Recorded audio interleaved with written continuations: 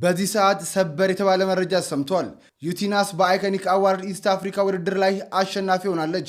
በምስራቅ አፍሪካ የሚካሄደው አይኮኒክ አዋርድ ኢስት አፍሪካ በሁለት ዘርፎች ሰላም ጤና ይስጥልኝ እንደምናችሁ። ዛሬ እንግዲህ ብዙሃኖቻችን የምናውቃት ተወዳጇ ቲክቶከር ዩቲናስ እንግዲህ በአይኮኒክ ኢስት አፍሪካን አዋርድ ላይ እንግዲህ አሸንፋለች።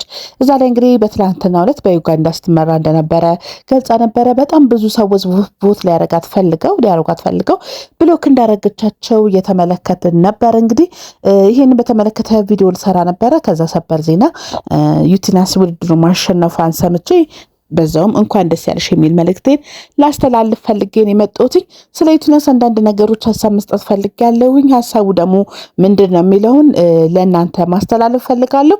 እንግዲህ በቅርቡ በኢትዮጵያ በተዘጋጀው ቲክቶክ አዋርድ ላይ እንግዲህ ሁለተኛነቷን እየመራች አሸንፋለች። አንደኛ አዶናይ እንዳሸነፈ ብዙሃኖቻችን እናውቃለን።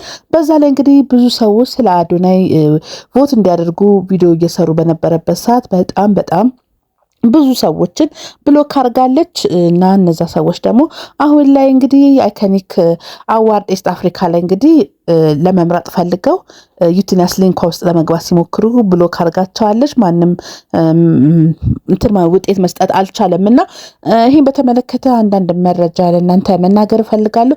ብዙ ሰዎች ቲክቶክ ላይ ብሎክ አርጋኛለች የሚሉ ሰዎች አሉ።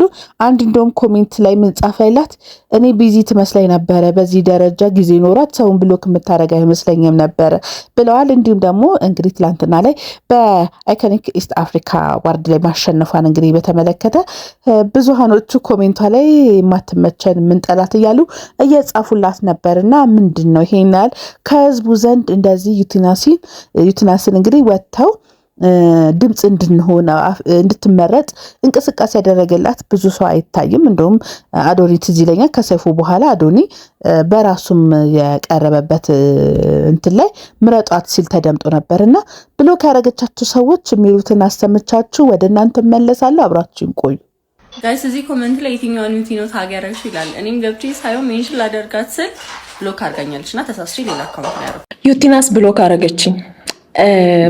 እኔ ዩቲ አንቺ ቤት ገባው አልገባም ለአንቺ ጠቅምሻለሁ እንጂ አንቺ አይደለም የምትጠቅሚኝ። እኔ አንቺ አንደኛ ብትበዩ የአድናይ ጊዜም ያሁንም እኔ ለኔ እንደዚች እስኪ ሪከርደሮች እዚህ ውስጥ አላችሁ። ዩቲን ተናግሬያ ታውቃለሁ እንዴ? በማርያም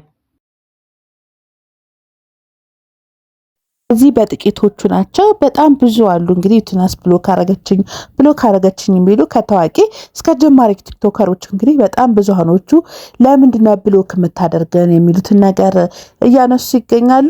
በአንድ ወቅት እንግዲህ በቅርቡ የጉማ አዋርድ ላይ ነው ጉማ ላይ ይመስለኛል ከመሃላቸው ከጓደኞቿ ተነጥላ ኩርፋ ስትወጣ አይተው ሀሳብ የሰጡም ሰዎች ነበሩና ምንድነው ይሄን ያህል ከህብረተሰቡ ጋር ያገናኛት የቻለው ይሄን ያህል ብሎክ በማድረግ ሪከርድ የሰበረችበት ምክንያት ምንድነው? ዛሬ ግን የምናወራው ስለማሸነፏ እንኳን ደስ ያለሽ ለማለት ነው። ግን አንዳንድ ሀሳቦችን በሰፊ እየተመለከትኩ ስለሆነ ነው።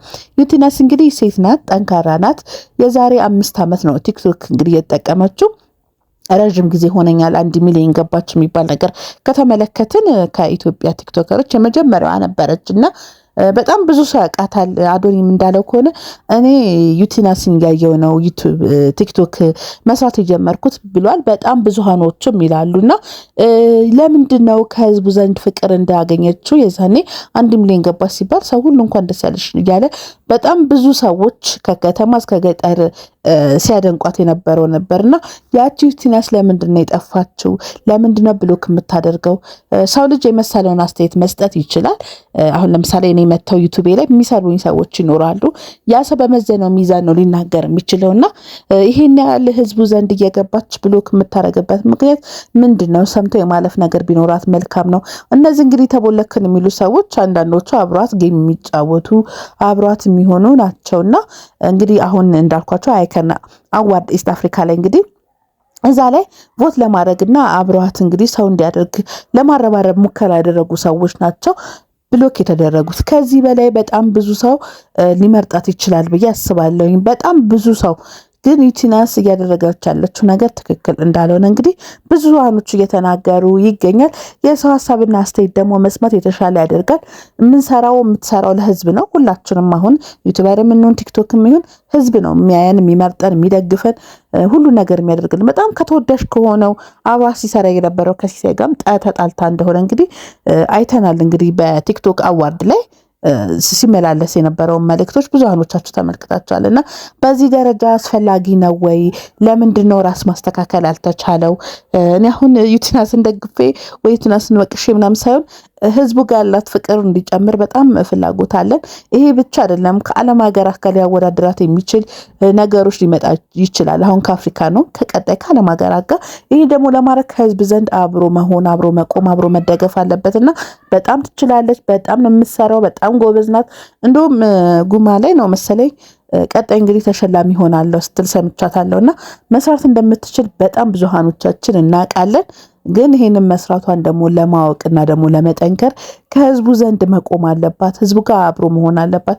እንግዲህ ትላንት አንድ ነገር ስትናገር ሰምቻታለሁ። ከትንሿ ወሊሶ መጥቻ አዲስ አበባ ላይ አልፌ ደግሞ አሁን ከአፍሪካ ሀገራት ላይ ውድድር እያደረኩ ነው። ይሄ ለእኔ ትልቅ ነገር ነው ምናለች ነው። በጣም ትልቅ ነገር ነው ከሚባለው በላይ እና ይህንን ደግሞ ለማሸነፍና ደግሞ የተሻለ ደግሞ ለመሆን ደግሞ ከዚህ የበለጠ ከህዝቡ ዘንድ ጥሩ ነገር መኖር አለበት። ሰው ሲናገርሽ ምንም ሲልሽ ብሎክ ከማድረግ ይልቅ ሀሳብ አስተያየት መስማት መልካም ነው ብዬ አስባለሁኝ። ህዝብ ያበረታል። በጣም ብዙ አርቲስቶቻችን ይሰደባሉ። በጣም ብዙ አርቲስቶቻችን የሚሰራባቸዋል ምናምንና ይሄ ማለፍ መልካም ነው ብዬ አስባለሁ። ለየትንሿ ነገር ላይ ነገሮችን ከመወሰን ጠንካራ መሆን መልካም ነው። ስድቡንም እውቅናውንም ፍቅሩንም መቻል አስፈላጊ ነው ብዬ አስባለሁ። እንኳን ዩቲናስ ትላልቅ ብራንድ የሆኑ ቻናሎች ይሰደባሉ። አይተሽ ከሆነ ኢቢኤስ፣ የተለያዩ ቲቪ ቻናሎችም ስህተት ሲሰሩ ይሰደባሉ። ወይ ደግሞ ስህተት ባይሰሩም አንዳንድ ሰው ከመሬት ተነስቶ መናገር ይፈልጋል። የሁሉም ሰው አመለካከት ትክክል አይደለምና ያን ህዝብ ማሸነፍ መቻል ነው፣ ጠንካራ መሆን ነው የሚያስፈልገውና ዩቲናስ በየእንትኑ ብሎክ ማድረግ በጣም በጣም በጣም ትክክል እንዳልሆነ ብዙሃኖቻችን ታውቃላችሁ። ይሄ ነገር በተመለከተ በሰፊው አንድ ሰውዬ ለዩቲናስ ምክር ሲሰጣት አይቻለሁ ቲክቶክ ላይ። እስቲ አብረን እንስማ። ለዩቲናስ መልእክት አለኝ። ምናልባትም እንደ ጉንተላ ቢጤ ነው፣ ወጣት ነች እና ግን አንዳንድ ስህተት እና እርምት ትምህርት የሚያስፈልገው አንዳንድ ክዋኔዎችን ለወጣቶችን የሆነ ነገር ማለት አለብን። ዝም ማለት ስለሌለብን ነው። የመጀመሪያው ኢሞሽናል ኢንቴሊጀንስ የስሜት እውቀቷ ላይ እንድታስብበት አንድ ነገር ላንሳ። እሱም ከአዶናይ እና ጓደኞቿ ጋር አንድ ጌት ቱጌዘር ኦኬዥን ላይ አይ ቲንክ ሁለቱ አዶናይ እና ዩቲናስ ኢንተራክት ያደርጉበትን ሁኔታ ይቻሉ። ግን ልጅቷ ተራ ጉዳይ አይደለም፣ የኢሞሽን እውቀት ትልቅ ስለሆነ ራይት። አድምጡ። ለሰላምታ እንኳ የመግደርደር አላለም እንዶ የመግደርደር የመታበይ ስሜትን አሳይታለች። ግን አዶናይ ገና ጎቱ ኢምብሬሰር ሄዶ አቀፋት ማለት ነው። ምን ማለት ነው? ለሰው ልጅ ፍቅሩን አሳየ ማለት ነው። This is a point where content was made upon her። በሷ ላይ ኮንቴንት ሰራባት ማለት ነው። That's the content. That's the point where pragmatism addressed by Adonai. A smart guy. ግን ለወደፊቱ እንዲህ ያለ ሶሻል ኢንተራክሽን በሚኖርበት ሰዓት ሞደስት ዋይዝ መሆን በጣም ጥሩ ነው እና ልጁ ግን ያንን በማድረጉ አስተምሮሻል። ራስሽን ግን ትዝብት ውስጥ ጥለሽዋል እና ይሄኛው ለወደፊቱ መታሰብ አለበት። ከዚህ የበለጠ ሰፋ ያለ መልእክት ነው ያስተላልፍላት። እኔ ግን ባጭሩ ለእናንተ አድርሻለሁኝ። መስተካከል አለበት። ዩቲናስ እንግዲህ በአፏ መናገር ባትችልም ይሄ የፊት ሪያክሽኗ መናገር ይችላል እና ስሜቶቿን መደበቅ አልቻለችም። ይሄ ደግሞ ሊስተካከል ይገባል። እንግዲህ እንዳለሽ በልጦሻል እሱ በአንቺ ላይ በሰራው ቪዲዮ ብሏል እና ይሄ እውነታ ነገር ነው፣ መቀበል አለብሽ። ሚዲያ ላይ ስመጪ ያው እንዳልኩት ቅድም በጣም መጥፎ ሰዎች ይመጣሉ፣ በጣም መልካም ሰዎች ይመጣሉ። አንቺ ደግሞ ከልክ በላይ የሚያደንቅሽ የሚወድሽ ደግሞ ይመጣልና ሁሉንም እንዳመጣጡ መቀበል መልካም ነው ልል እፈልጋለሁ። እንኳን ደስ ያለሽ፣ እንኳን ደስ ያለሽ። አሁንም በሰፊ ላለሁ እንግዲህ ቅድም መግቢያ ላይ እንደሰማችሁት ጠንካራ ሴት ነሽ፣ ጎበዝ ነሽ። ይሄ ነገር ደግሞ ይገባሻል። የበለጠ ውጤት ማምጣት የምትችል ልጅ ነበረች። ውጤቱ እንዳይመጣ የተደረገበት ገደብ ደግሞ መጥቷል። ግን ገደቡ ደግሞ የመጣበት ምክንያት በጣም ብዙ ሰው ቦልከሻል፣ በጣም ብዙ ሰው ስለ አንቺ ቪዲዮ መስራት አልቻለም። ከሰጠሻቸው የፊትና የአኳን ወይ ደግሞ ብሎክ ስለምታደርጊያቸው ለዛ ይመስለኛል።